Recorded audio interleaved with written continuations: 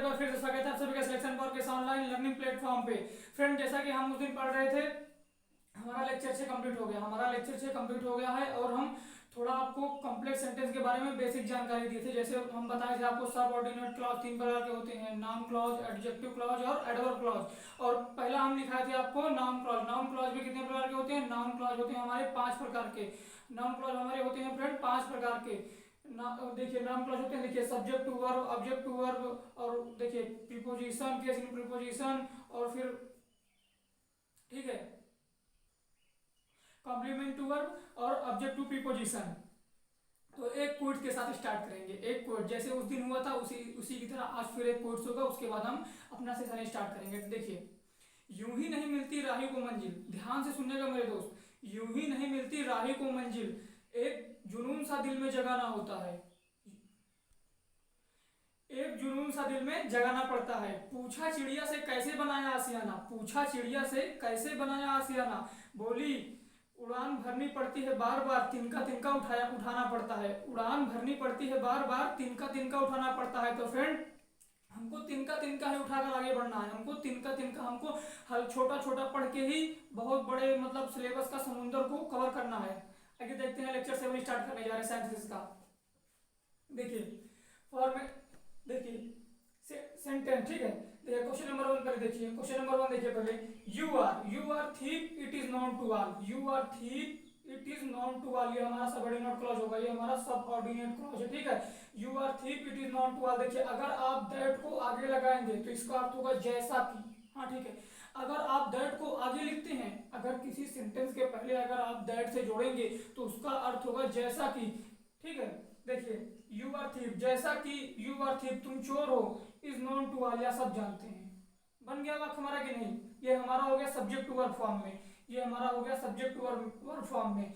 That you are thief comma, comma का प्रयोग होगा, ठीक है। That you are thief comma is known to all, और हमारा इट का काम खत्म। यहाँ हमारा सब्जेक्ट का काम खत्म, यहाँ हमारा सब्जेक्ट का काम खत्म। देखिए अब देखो क्वेश्चन नंबर 2 देखिए, Ram is a dull boy. Dull means होता है कमजोर, ठीक है। Ram is a dull boy, every teacher knows to it. Ram is dull boy, Ram कमजोर लड़का है, एवरी टीचर प्रत्येक शिक्षक जानते हैं, प्रत्येक शिक्षक प्रत्येक अध्यापक जानते हैं, ठीक है। देखिए every teacher knows it, every teacher knows it. देखिए अगर आप दैट को बीच में लगाएंगे तो इसका अर्थ होगा कि, अगर आप दैट को बीच में लगाएंगे तो इसका अर्थ होगा की, छोटी की, ठीक है।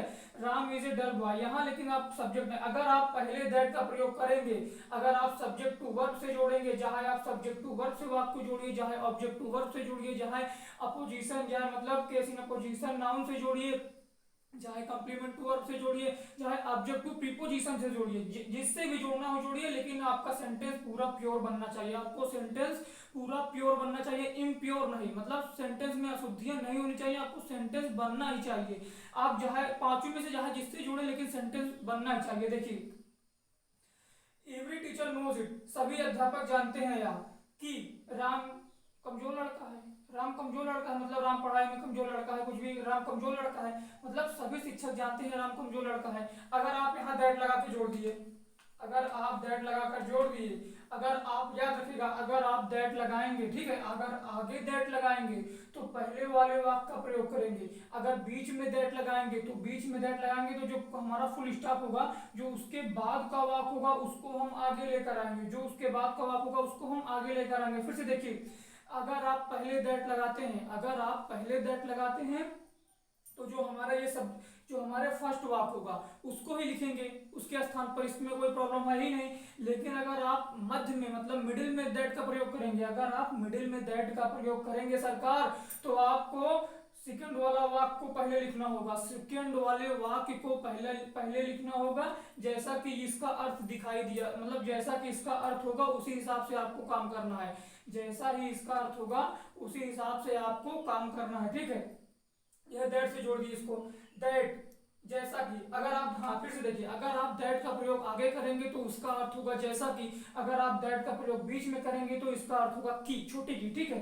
देखिए जैसा कि राम डल बॉय, राम गरीब मतलब कमजोर लड़का, हाँ तो हम कहा थे, अगर आप पहले दैट का प्रयोग करेंगे तो उसका अर्थ होगा जैसा कि, अगर आप बीच में दैट का प्रयोग करेंगे तो उसका अर्थ होगा की, छोटी की, ठीक है। और देखिए अगर आप फिर से देखिए, अगर आप दैट का प्रयोग पहले करते हैं तो उसके लिए आपको पहले जैसे मतलब ये जैसे हमारा फर्स्ट वाक्य होगा उसमें सब्जेक्ट हटा देंगे, सेकंड वाले वाक्य का सब्जेक्ट हटा देंगे और पूरा सेम उसी तरह उतार देंगे। अगर आप दैट का प्रयोग बीच में करते हैं तो आपको सेकंड वाले वाक्य को पहले लिखना होगा, आपको सेकंड वाले वाक्य को पहले लिखना होगा, बीच में दैट का प्रयोग करना होगा और फिर फर्स्ट वर्ड को बाद में लिखना होगा। और यहाँ सब्जेक्ट नहीं हटता, यहाँ सब्जेक्ट रहेगा। तो सेक्शन पार्ट के यूट्यूब चैनल को यार प्लीज सब्सक्राइब करो, ठीक है। तो आइए आगे बढ़ते हैं। देखिए अगर आप पहले दैट का प्रयोग करेंगे तो वो होगा हमारा सब्जेक्ट टू वर्ब के फॉर्म में, अगर आप बीच में दैट का प्रयोग करेंगे तो होगा हमारा ऑब्जेक्ट टू वर्ब के फॉर्म में। तो आइए जो 3 बचा उसके आगे बारे में चर्चा करते हैं। हाँ फ्रेंड आइए देखते हैं, हम इस पेज में पढ़ेंगे ऑब्जेक्ट टू प्रीपोजिशन और कॉम्प्लीमेंट टू वर्ब, और लास्ट में पढ़ेंगे case in position to noun. देखिए I told you that yesterday you must really on it. I told you that yesterday you must really on it. ये किसका है? ये हमारा है ऑब्जेक्ट टू प्रीपोजिशन, ये हमारा है ऑब्जेक्ट टू प्रीपोजिशन का, ठीक है। और चौथा देखिए, Ram has failed in the examination, Ram has failed in the examination, the reason of his carelessness, मतलब उसका कारण क्या था कि वह ध्यान नहीं दिया पढ़ाई पर, वह ध्यान नहीं दिया पढ़ाई पर, वह ध्यान ना के बराबर किया। लेकिन आप ऐसा मत करिएगा, ठीक है। देखिए इसका देखिए ये 3-4 डायरेक्ट लिख दी हैं और नीचे इसका 3-4 का आंसर देखिए। पहले का देखिए, पहले का you must really on it, you must really on, second वाले वाक्य को पहले लिखा गया है you must really on it what, ठीक है। I told you yesterday what, I told you yesterday what, यहाँ क्यों लगा जानते हो? क्योंकि ये वाक्य हमारा क्या का अर्थ यहाँ प्रदर्शित करेगा, या वाक्य हमारा सॉरी जो का अर्थ प्रदर्शित करेगा, ये वाक्य हमारा यहाँ जो का अर्थ प्रदर्शित करेगा, इसलिए यहाँ क्या मतलब वर्ड का प्रयोग हुआ है। हम आगे लिखा देंगे आपको, ठीक है। जो डब्ल्यू टाइप क्वेश्चन होते हैं यहाँ मतलब का अर्थ तो होता ही है, लेकिन ये हमारा यहाँ जो का अर्थ प्रदर्शित करेगा, ये हमारा यहाँ जो का अर्थ प्रदर्शित करेगा, इसलिए यहाँ वर्ड का प्रयोग हुआ है। देखिए और चौथा देखिए, चौथा the reason of Ram's failure, ठीक है। The reason of Ram's failure in the examination is that he is carelessness, is that he is carelessness. देखिए कहाँ गया, देखिए सेकंड वाले वाक्य को पहले लिखा है, सेकंड वाले वाक्य को पहले लिखा है, the reason of Ram's failure, the reason of Ram's failure in the examination is that he is carelessness, ये हमारा हो गया कॉम्प्लीमेंट टू वर्ब, ये हमारा हो गया कॉम्प्लीमेंट। देखिए वर्ब को कॉम्प्लीमेंट कर रहा है कि नहीं, वर्ब को कॉम्प्लीमेंट कर रहा है कि नहीं। देखिए वर्ब को क्या कर रहा है, वर्ब को कॉम्प्लीमेंट कर रहा है, वर्ब को ये कॉम्प्लीमेंट कर रहा है, ये वर्ब को क्या कर रहा है, कॉम्प्लीमेंट कर रहा है। तो आगे आगे देखते हैं case in position to a noun, ये हमारा 4 कंप्लीट हो गया। हाँ फ्रेंड इस पेज पर हम पढ़ेंगे case in position to a noun, case in position to a noun. देखिए ये हमारा 5वां और लास्ट है। जैसे आपको बताए थे हमारा नाउन क्लॉज 5 प्रकार का होता है, ठीक है। तो उसका नाउन क्लॉज का 5वां और लास्ट है case in position to a noun. देखिए Gandhi ji was shot dead, Gandhi ji मतलब उनकी डेथ हो गई थी, ठीक है। गांधी जी की डेथ जब हो गई थी तो the news was spread all over the country, the news was spread, देखिए the news spread all over the country, खबर या पूरे भारत में फैल गई, मतलब पूरे देश में फैल गई, लाइक ए विल्ड फायर, जैसे जंगल की आग। या खबर कैसे फैली, एज लाइक, मतलब जैसे जंगल की आग। या क्या है, ये हमारा सिमली है, ये हमारा सिमली है, याद आ गया होगा, लाइक एज लाइक, याद आ गया होगा ना, Simli metaphor. Figure of speech याद तो आ ही गया होगा यार, अगर नहीं याद आया तो पढ़ना आपको बेकार है यार, इतना लिंक कर करके पढ़ाता हूँ, अगर आपको नहीं याद आया होगा उसको वीडियो देख लीजिएगा, ठीक है। फिगर ऑफ स्पीच का देखिए Gandhi ji was shot dead, Gandhi जी की मृत्यु हो गई थी, the news spread all over the country, या खबर पूरे देश में ऐसे फैली जैसे विल्ड फायर, जंगल की आग, विल्ड फायर जंगल की आग। देखिए इसका देखिए केस इन पोजीशन में चेंज कैसे होगा, देखिए द न्यूज या खबर, द न्यूज खबर, ठीक है, that Gandhi ji was shot dead, खबर की मतलब खबर जैसा कि गांधी जी की मृत्यु हो गई, ठीक है। Spread all over the country like a wild fire, या खबर ऐसे फैली जैसे कि पूरे देश में जैसे कि जंगल की आग। जंगल की आग अगर देखे होंगे आप, जंगल की आग अगर थोड़ी जगह पे कहीं लग जाए तो पूरे जंगल को मतलब तबाह कर देती है, पूरे जंगल को बर्बाद कर देती है।